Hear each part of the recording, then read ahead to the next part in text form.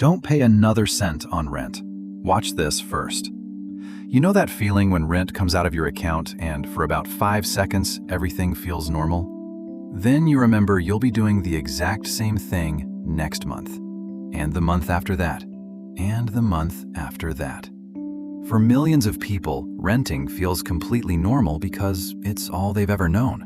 You find a place, you sign a lease, you make the payments, you renew, you move, you repeat. Nothing feels unusual about it because everybody around you is doing the same thing. But here's the strange part. The biggest difference between renting and owning isn't visible when you look at the property. It's visible when you look at the direction your money is moving. Because every month, whether you realize it or not, your housing payment is traveling somewhere. The question is simple. Is it traveling entirely away from you? Or is part of it slowly coming back? And that single distinction is why everything can change the day you stop renting. Now, before the comments explode, let's get one thing straight. This is not one of those videos that claims buying a house automatically makes you rich. It doesn't. There are plenty of homeowners who are financially stressed.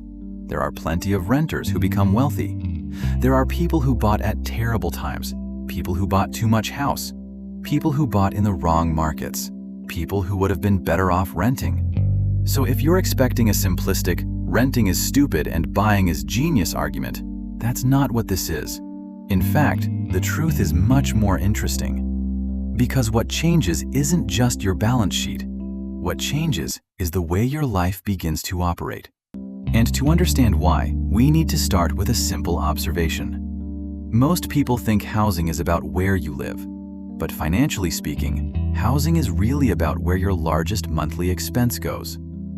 Think about your own situation. For most households, housing is the single biggest expense every month. Not coffee, not vacations, not subscriptions, not even cars. Housing. Which means the way your housing payment behaves matters more than almost any other financial decision you make. And that's where the story begins. Every month you rent, you solve one immediate problem and delay one long-term shift. You get shelter, you get convenience, you get flexibility, you get mobility, you get fewer responsibilities. And those things have real value. People often talk about renting like it's some kind of financial failure.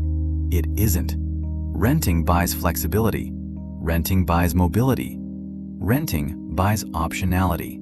If you're early in your career, uncertain about where you'll live, exploring opportunities, or moving frequently, those advantages can be enormous. But there is still a trade-off, because the second your rent payment leaves your account, its job is finished. That money did exactly one thing. It gave you temporary access to a place. Then it disappeared. And next month, the process starts again from zero. Now compare that with ownership. Ownership isn't magical. Ownership isn't instant. Ownership doesn't suddenly make every payment productive. But ownership changes the destination of at least part of the payment. And over time, that creates consequences that are much bigger than most people realize. Here's what most real estate advertisements never tell you. The first years of ownership are actually kind of boring. There is no dramatic transformation. There is no overnight wealth. There is no sudden financial freedom. In fact, for a while, it barely feels different. You're still making payments. You're still paying bills. You're still worrying about expenses. Sometimes you're worrying even more than before. Which raises an important question. If buying isn't immediately better, why does it eventually become so powerful? The answer isn't found in the house. It's found in something far more important. The way human beings respond to stability. Because the biggest change after ownership isn't financial, it's psychological. And I know that sounds strange. A mortgage doesn't magically improve your personality. A deed doesn't suddenly increase your IQ. A front door doesn't turn you into a financial expert. But ownership changes something underneath all of those things.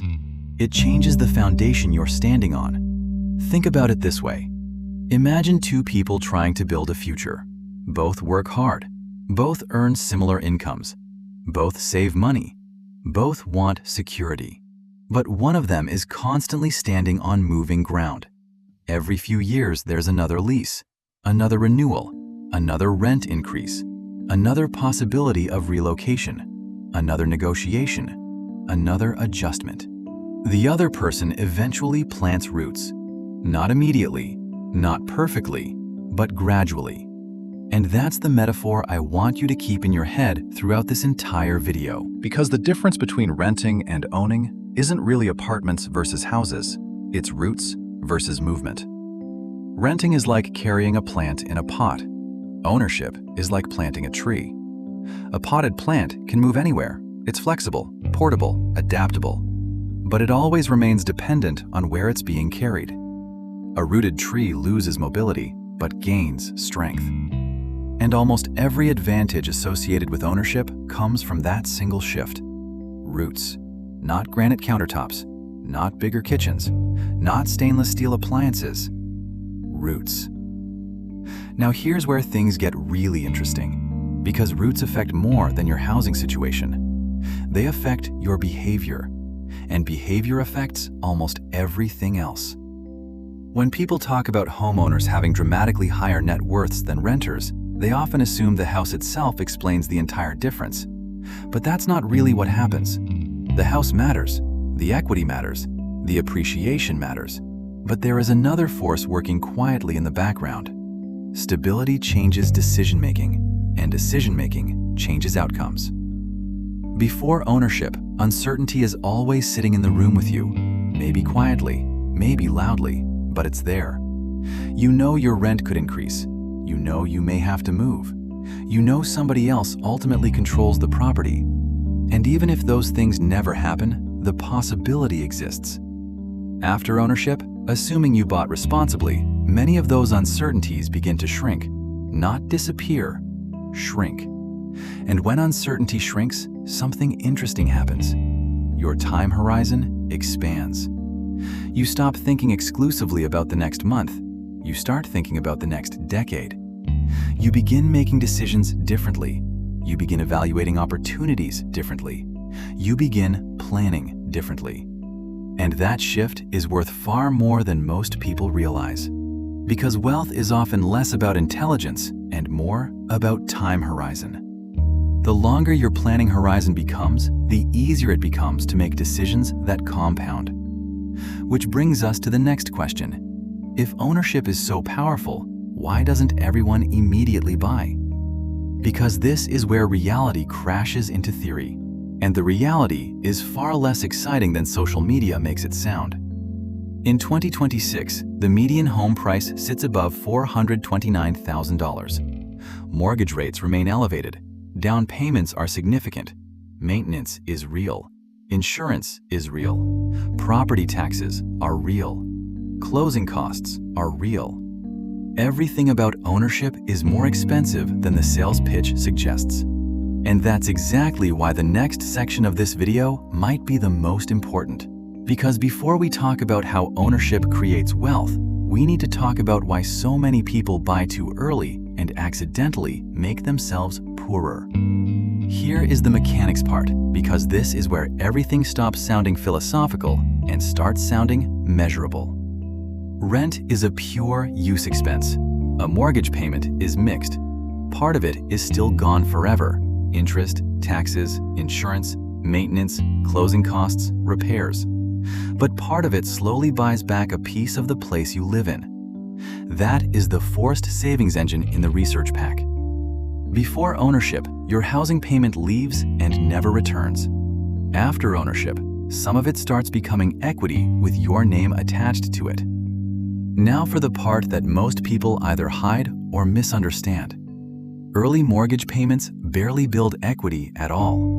On a $375,000 loan at 6.5%, the first monthly principal and interest payment in the research pack is about $2,370.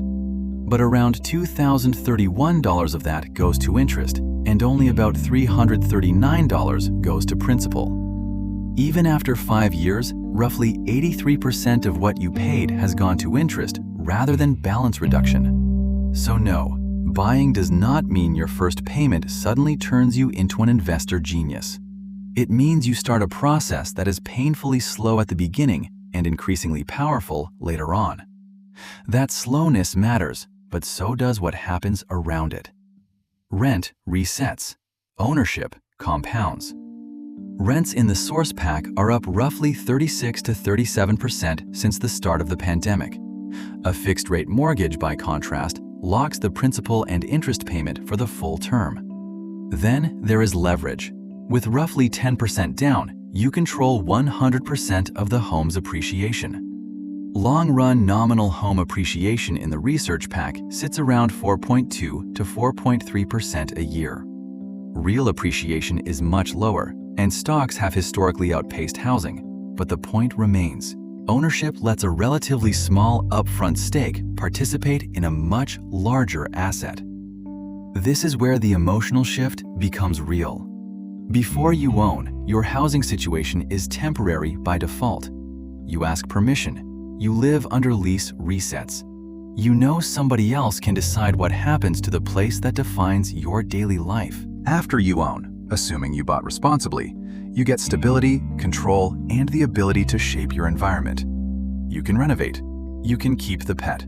You can stop negotiating your life through a landlord. The research pack also cites evidence linking home ownership and housing stability with better mental health outcomes and better outcomes for children, while warning that some of those relationships are correlational rather than pure proof of causation. That caveat makes the point stronger, not weaker. Stability still matters. Now comes the turn that keeps the script credible. Buying is powerful, but it is also easy to romanticize. Property taxes, insurance, maintenance, HOA fees, PMI, closing costs, selling costs.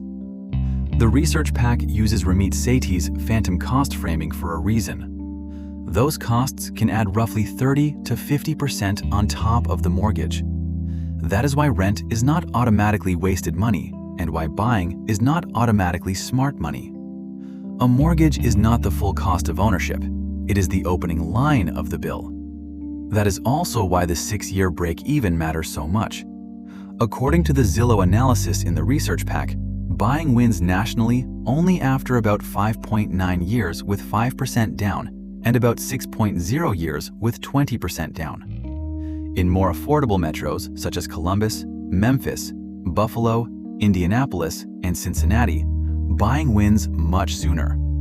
In San Francisco, San Jose, and New Orleans, the same research says renting still wins even over 30 years under Zillow's model. That single section destroys the lazy claim that everybody should buy as soon as humanly possible. They should not. They should buy when the market, the timeline, and the budget all line up. So the real threshold is not getting approved for a mortgage. The real threshold is being able to buy a home you are likely to keep for at least 6 years in a market with a sane price-to-rent ratio, without becoming house poor and without emptying the cash buffer you need for repairs and life changes. The research pack makes this benchmark explicit. Stay under 5 years? Rent. Price to rent over 20? Probably rent. Cannot cover 1% maintenance and the phantom costs? Not ready. Will actually invest the difference? Renting stays competitive. That is the sober framework. And once that framework is met, the transformation is not subtle. Your payment stops traveling in one direction only. It starts doing 2 jobs at once. It houses you now and builds a claim on an asset over time. Rent never ends. A mortgage does. Rent enriches the owner. Equity enriches the occupant. Slowly at first, then more visibly, then all at once when enough years stack on each other.